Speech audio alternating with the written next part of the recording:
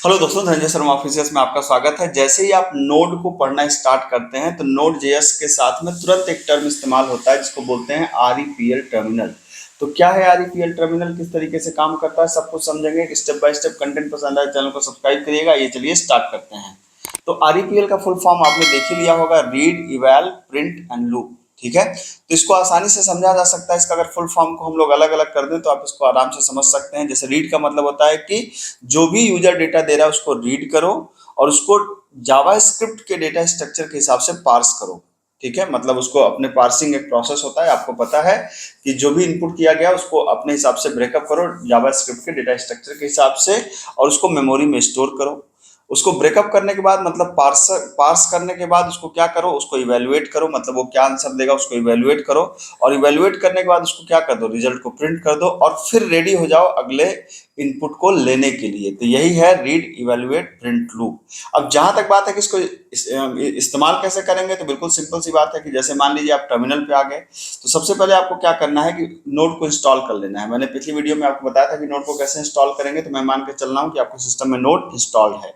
ठीक है, फिर आप क्या करेंगे, सीधा आप जाइए विंडो की प्रेस करिए, यहाँ पे आता है सीएमडी, आप सीएमडी को टाइप करिए।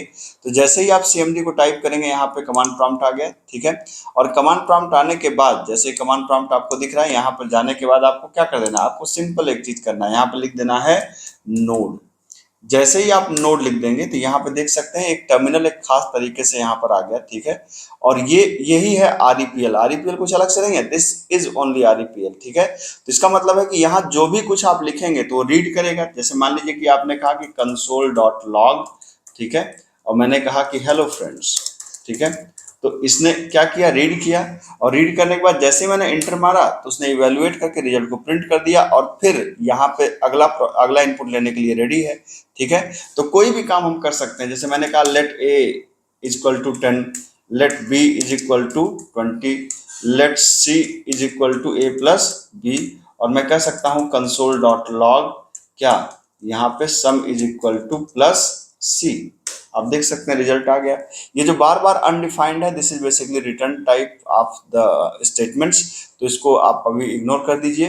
ठीक है, तो क्या होता है कि आपने कहा लेट ए लेट बी, मतलब यहाँ पे जो भी कुछ आप लिखेंगे उसका रिजल्ट आपको तुरंत मिल जाएगा। तो रीड यही मतलब है, पहले रीड, तो कोई भी प्रोसेस को क्या करो, रीड करो। जैसे मैंने कहा लेट ए, ठीक है, मान लीजिए मैंने कहा let D is equal to A into B, ये हो गया रीड।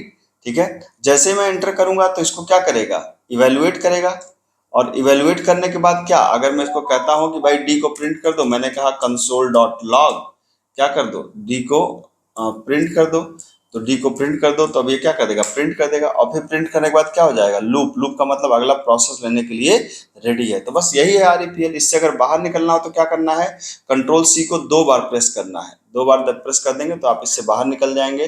तो एक तरीके की ये यूटिलिटी है जिसमें किसी भी स्टेटमेंट को नोड के अंदर आप लिख करके तुरंत ही चेक कर सकते हैं कि ये सही काम कर रहा है कि नहीं कर रहा है, या इसका रिजल्ट क्या आएगा। तो अगर आप इंस्टेंस रिजल्ट चाहते हैं किसी भी स्टेटमेंट का तो आप आरईपीएल यूज कर सकते हैं। मेरे ख्याल से जानकारी पसंद आई होगी। जानकारी पसंद आई होगी चैनल को सब्सक्राइब करिए। मिलता हूँ अगले लेक्चर में। Thank you so much.